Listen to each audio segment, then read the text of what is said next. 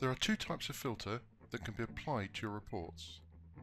The first is a static filter applied at the top level of the data source, and the second are dynamic or drill down filters that are available to the report user in runtime mode. Static filters are applied in the data source dialog box by clicking on the Edit button in the Static Filter section.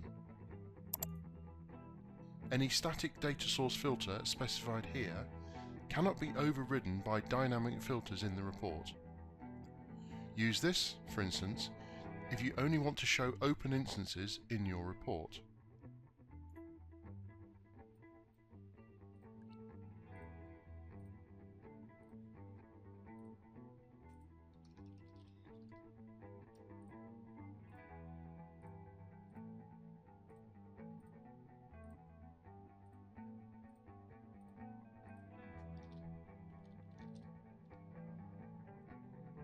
We will see in another tutorial video how this static filter will affect the report.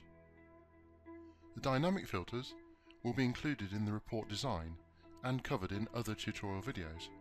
However, when more than one dynamic filter is applied, PerfectForms will, by default, combine them using the logical AND operator.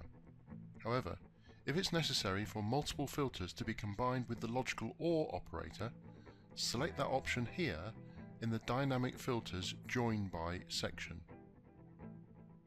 Please do be aware that when multiple data sources are defined for an individual report, the static filters and the Join By option for dynamic filters are defined for each data source, and as you will see in other tutorials, therefore applied to reporting objects linked to that data source.